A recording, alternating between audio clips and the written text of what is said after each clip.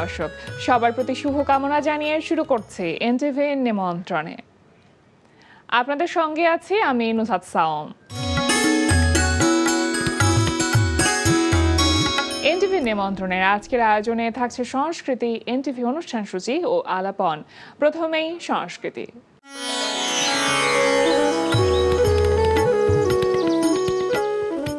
ধানমন্ডি শফিউদ্দিন শিল্পালয়ে অনুষ্ঠিত হচ্ছে শিল্পী মাসুদুর রহমানের একক চিত্রকলা প্রদর্শনী অন্তরে অন্তরিক্ষে। প্রদর্শনী চলবে 1 জুলাই পর্যন্ত।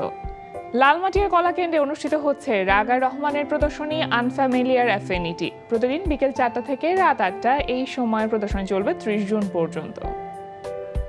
এবার এনটিভি অনুষ্ঠান সূচি। এবার জানিয়ে দিচ্ছি এনটিভির আজ রাতের বিশেষ বিশেষ অনুষ্ঠানগুলির সময়সূচি। সন্ধ্যা 6টা 15 মিনিটে থাকছে সমসাময়িক বিষয় নিয়ে অনুষ্ঠান সংলাপ প্রতিদিন।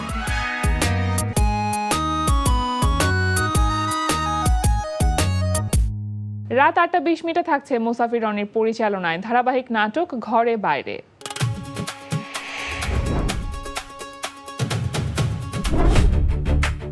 ওদের সাথে সব ধরনের যোগাযোগ বন্ধ করে দাও। What do you mean? Mister Anis admitted, আপনার আমাকে দরকার। আপনি কাউকে বিশ্বাস করতে পারেন না। আমি তো বাপের বাড়িতে আসছি, এখানে জামাইকে আনতেই হবে কেন? বিয়ে করবো কখন করলাম? তোরা প্রেম করতেছো কেন? আমি অ্যাটলিস্ট আমার সন্তানের জন্ম তারিখটা মনে রাখতে চাই। ওদেরকে ব্যাংকগ্রাফট না করা পর্যন্ত আমি ছাড়ছি না।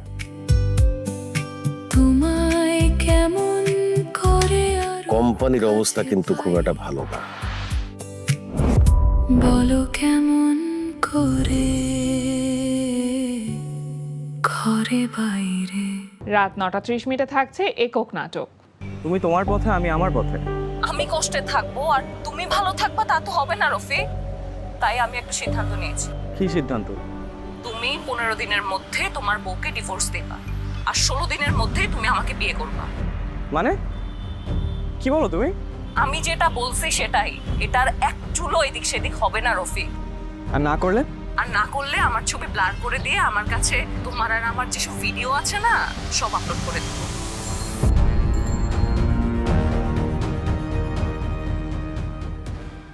রাত 11টা 30 মিনিটে সরাসরি সম্প্রচার হবে টক শো এই সময়।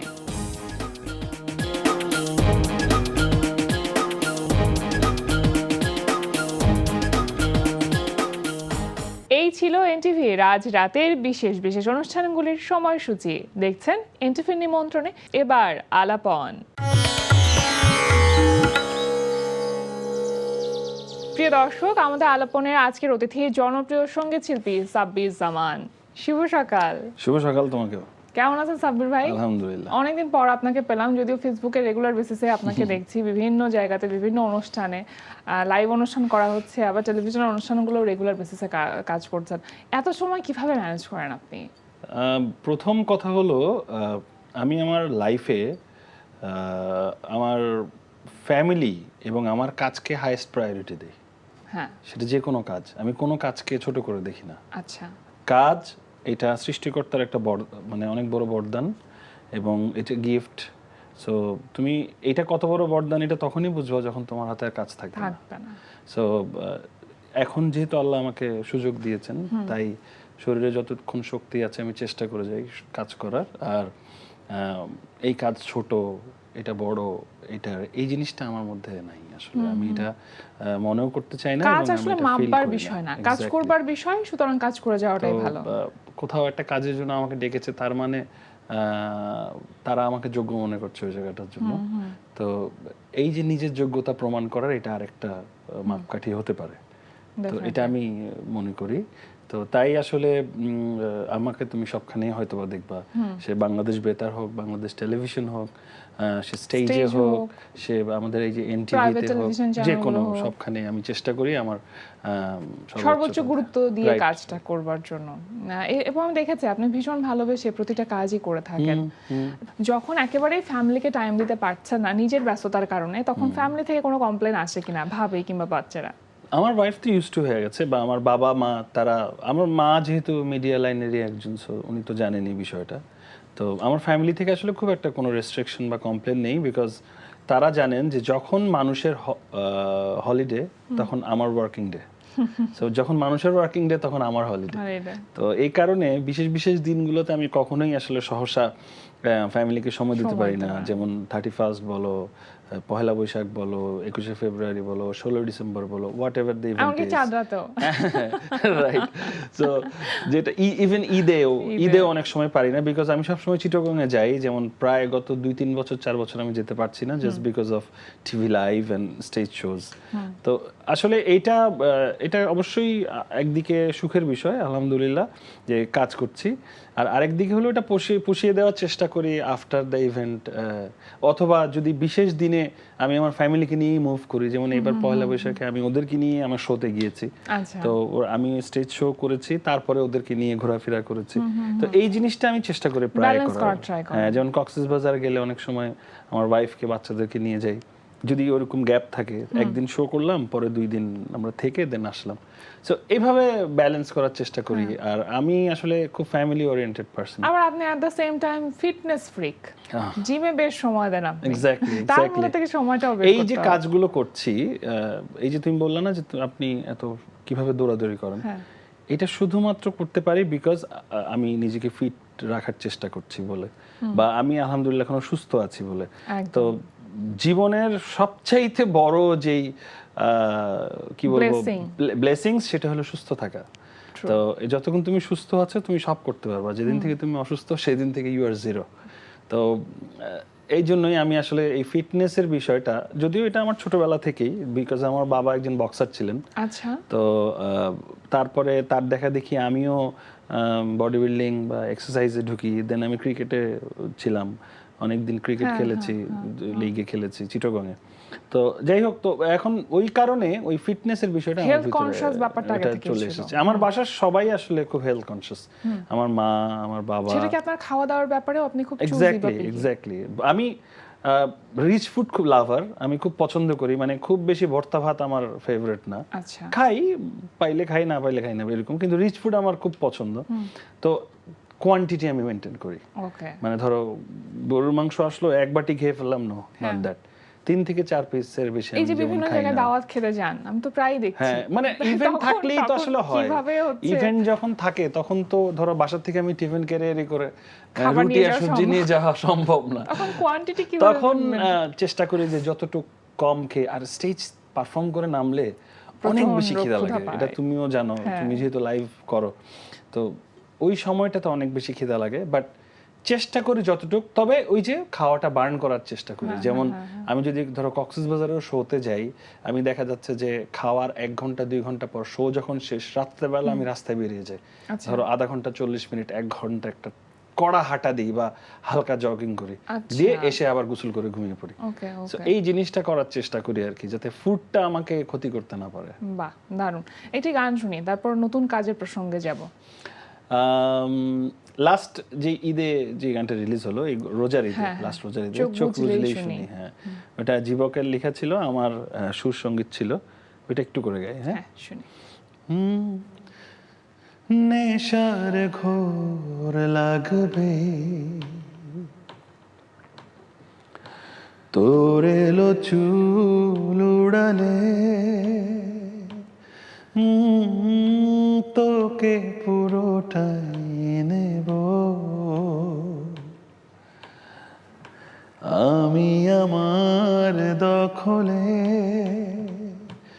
চোখ বুঝলেই শুনি আমি তোর মন কি বলে,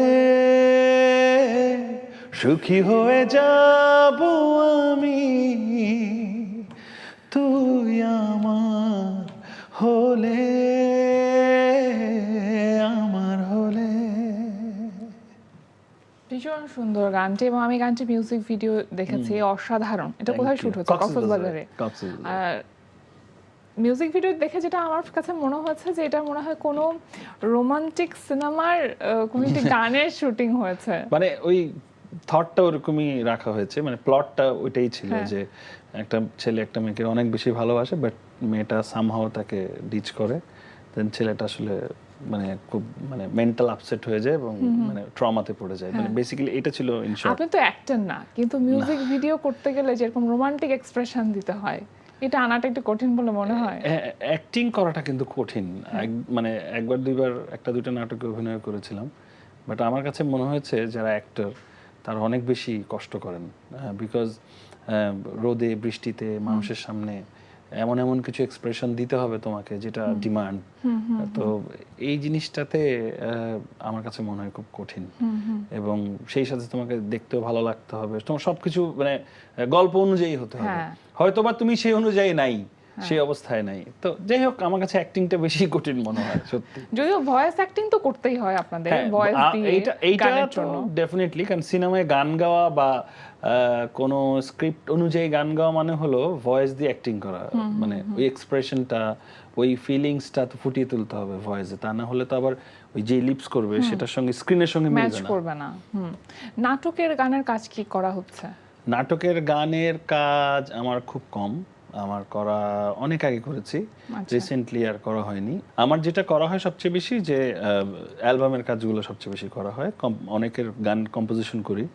সো আর আমি যেহেতু আসলে একটু ইভেন্ট নিয়ে ব্যস্ত থাকি অনেক বেশি, বা টেলিভিশনগুলো নিয়ে অন্যান্য আদার্স রেকর্ডিং নিয়ে ব্যস্ত থাকি, আমি আসলে ফুললি টাইম দিতে পারি না এই মানে ব্যাকগ্রাউন্ডে বা নাটকের কাজগুলোতে।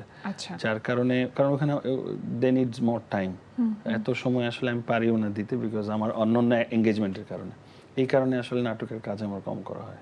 আচ্ছা, নিজের ইউটিউব চ্যানেলের জন্য কি সময় দিচ্ছেন এখন? অফকোর্স, আমার যেই গানগুলো এখন করছি আমি সব আমার নিজের চ্যানেলেই দিচ্ছি, এবং আমার চ্যানেলটাকে এনরিচ করার চেষ্টা করছি। সাব্বির জামান যেই চ্যানেলটা, ইউটিউব এবং ফেসবুক পেজ দুটোই আর কি। অনেক সময় হয় না সাব্বির ভাই যে ইউটিউবের রিচ কমে যাচ্ছে, ফেসবুকের রিচ কমে যাচ্ছে, বা পেজের রিচ কমে যাচ্ছে, তখন একটু সমস্যার মধ্যে পড়তে হয় কিনা? এটা তো অবশ্যই হয়, যেমন এই জন্য অনেকে দেখবা বুস্ট করে, প্রমোশন করে, ইউটিউব অ্যাড প্রমোশন করে। তো এইটা করতেই হয়, বিকজ ধরো অনেকে এই জিনিসটা খারাপভাবে নেয়। আবার ধরো কোনো একটা প্রোডাক্ট, তুমি যদি ধরো এটা একটা প্রোডাক্ট তুমি বানালা, তো আজ থেকে 25-30 বছর আগে তুমি কি করতা? প্রোডাক্টটা মানুষকে জানানোর জন্য তুমি টেলিভিশনে অ্যাড দিতা। স্ট্র্যাটেজি কি থাকতো? হয় টেলিভিশনে অ্যাড দিতা, অথবা পোস্টার করতা, অথবা মাইকিং হতো। 30-40 বছর আগে তো তাই ছিল। প্রোডাক্ট কিভাবে জানাতো? তুমি পোস্টারের মাধ্যমে জানাতা। তো এখন তো ডিজিটাল হয়ে গেছে, এখন তো ম্যানুয়াল কিছু নেই বা অ্যানালগ কিছু নেই। তাহলে ডিজিটালি তোমাকে এখন মার্কেটিং করতে হবে। সো যার কারণে তোমাকে এই যে মার্কেটিং স্ট্র্যাটেজি চেঞ্জ করতে হবে। কিন্তু এটা একটু ডিফিকাল্ট না যে একজন আর্টিস্টের জন্য গান তৈরি করা, গান গাওয়া, এবং সেটার আবার মার্কেটিংটাও দেখা? এটা ডেফিনেটলি ডিফিকাল্ট আর্টিস্টের জন্য, because artist are not born for that. কিন্তু এইটা আসলে যেমন দেশের বাইরে, ইভেন বাংলাদেশ ছাড়া অন্যান্য সব ভালো দেশগুলোতেই তুমি দেখবা প্রতিটা আর্টিস্টের একজন ম্যানেজার থাকে, বা একজন একটা ম্যানেজমেন্ট, একটা সেট আপ থাকে যারা এগুলো করে দেয় আর্টিস্টের জন্য। আর্টিস্টের কাজ হলো গান রেডি করা, গান গাওয়া, টিউন কম্পোজিশন করা, মিউজিক ডিরেকশন করা। মার্কেটিংটা কি হবে এটা none of his or her business. তো বাংলাদেশে আসলে আমরা দুর্ভাগা, আমাদের এখন এই ইনফ্রাস্ট্রাকচারটা তৈরি হয়নি, যার কারণে এখন নিজের ঢোল নিজেকেই পিটাতে হয়। তো আলটিমেটলি ঢোল ফেটে যায়, বিকজ আমরা তো আর মার্কেটিং পারসন না। সো আমাদের দিয়ে তখন আর মার্কেটিংটা হয় না, তখন ভালো গানগুলো পিছিয়ে পড়ে। আপনার এর মধ্যে একটা থিম সং করবার পরিকল্পনা চলছে নাকি? অলরেডি ডান, আমি আজকে মাস্টার দিয়েছি। এটা হলো বাংলাদেশে সাধারণত সব অ্যাওয়ার্ড শো গুলো তো ঢাকা কেন্দ্রিক। আচ্ছা, আমরা ঢাকাতেই হতে দেখি। তো সম্ভবত first time ever in Bangladesh চট্টগ্রামে একটা অ্যাওয়ার্ড শো হতে যাচ্ছে। এটা হলো CFVA, মানে চট্টগ্রাম ভ্যানগার্ড ফ্যাশন অ্যাওয়ার্ড। আচ্ছা, Chittagong fashion vanguard award, right? তো এই অ্যাওয়ার্ডটা এটা একদম পুরো ফ্যাশন রিলেটেড, এবং এটা একদম ইন্টারন্যাশনাল স্ট্যান্ডার্ড একটা অ্যাওয়ার্ড হবে, যেটা চিটাগংয়ে হবে। আচ্ছা, এবং ঢাকা থেকে এবং সারা বাংলাদেশ থেকে যেসব স্টাররা আছেন তারা সবাই ওখানে সোফার পারফর্ম করবেন। তারা বেশ একটা ভালো একটা ড্রাই রান দিল এই মিউজিক ওয়ার্ল্ড মিউজিক ডেতে। তারা একটা অ্যারেঞ্জমেন্ট করেছিল, দেখলাম অনেকেই ছিল, আমিও ছিলাম ওখানে। তো রিয়াজ ভাই বেসিক্যালি এটা অ্যারেঞ্জ করছেন। আচ্ছা। তো যেটা হচ্ছে যে ওনাদের যে ইনফ্রাস্ট্রাকচার দেখে আমার খুব ভালো লাগতো। ওনারা আমাকে বললেন যে ওনাদের অ্যাওয়ার্ডের যে থিম সংটা ওটা করে দেওয়ার জন্য। সো খুব জমজমাট একটা থিম সং হয়েছে। আসলে আমি নিজেই অবাক হয়েছি আসলে কাজ করার পর। আমি আর আনিকা গেয়েছি। I hope music direction, composition এগুলো এটা আমি করেছি, লিখাও আমার ইনফ্যাক্ট। আচ্ছা, বাহ, এটা লিখা যে মানে আমি আসলে আবেগ থেকেই কাজটা করেছি, বিকজ আমার চট্টগ্রামের একটা কাজ হচ্ছে প্রথম। সো এটা নিজের একটা আবেগেরও ব্যাপার। সো এই কারণে আসলে এই কাজটা আমি করেছি, উইলিংলি করেছি। মনে হয় আনন্দের সাথে করেছেন বলে বেশি ভালো হয়েছে। আই হোপ সো, মানে আমারও তাই মনে হয়। সো যাই হোক, রিসেন্টলি প্রমোশনে নামবে, কারণ আমি যতদূর জানি জুলাইয়ের লাস্টে বা আগস্টের ফার্স্টে মনে হয় অনুষ্ঠানটা হবে। তো আগস্টেই হবে সম্ভবত। তো এই তো এটা নিয়ে ব্যস্ত ছিলাম। আজকে এটার ফাইনাল আউটপুটটা ডেলিভার করলাম। এই তো মানে আর এখন বিশ্বকাপ উন্মাদনা চলছে, আমরা জানি আপনি ব্রাজিলের সাপোর্টার। তো মিশন হেক্সা কি কমপ্লিট করতে পারবে, কি মনে করছেন? আসলে প্রেডিকশনটা তো অ্যাজ এ ব্রাজিল সাপোর্টার আমি বলবো করুক। মানে আমি চাই হেক্সাটা হোক, বাট ব্রাজিল টিম কন্ডিশন ধীরে ধীরে আপগ্রেডেড হচ্ছে। মানে প্রথম ম্যাচের সঙ্গে আবার লাস্ট ম্যাচটার কিন্তু মিল নেই অনেক। সো অনেক তারা চেঞ্জেস এনেছে। এটাই হয় সাধারণত, বিকজ প্রতিটা খেলা খেলে আস্তে আস্তে প্লেয়াররা নিজেদেরকে চেঞ্জ করে, কোচ নিজেকে রেডি করে। তো আই হোপ, যেহেতু ব্রাজিল এখন নকআউট পর্বে চলে গেছে, তো নেক্সট খেলা জাপানের সাথে। জাপান একটা শক্ত প্রতিপক্ষ, তো ইনশাল্লাহ জিতবে, বাট কষ্ট হবে জিততে। হোপফুলি নেইমারও খেলবে। এবং যেটা হচ্ছে Brazil is such a team যাদেরকে দিয়ে দুর্ঘটনাও সম্ভব, আবার কাঙ্ক্ষিত অনেক রেজাল্ট পাওয়া সম্ভব, কোনো কিছু সাধন করাও সম্ভব। সো এখন নির্ভর করছে ওই সময় ওই দিন ওরা প্লেয়াররা কেমন খেলছে সেটাই। এবং এখানে আমার কাছে মনে হয় ভাগ্য বলে একটা বড় বিষয় থেকে এটাকে অ্যাভয়েড করবার কোনো বিষয়। ডেফিনেটলি ভাগ্য তো অবশ্যই, বিকজ ওই সময় অন দ্যাট মোমেন্টে তোমার কি হচ্ছে বা কি হবে ওইটা তো অনেক বড় ইম্পর্টেন্ট করাই থাকে মনে হয়। সাবির একেবারে শেষের দিকে চলে এসেছে। আপনার সাথে কথা বলতে গেলে আমার মনে হয় আয়োজন বা আমাদের পরিসরটা একটু বড় করলে ভালো হয়। যে গল্পের পরিধি আমাদের অনেক লম্বা। শেষের দিকে আরো একটি গান শুনি আপনার কণ্ঠে। তাহলে আমার আরেকটা গান গাই। হ্যাঁ, মুখ আর একটি অন্ত।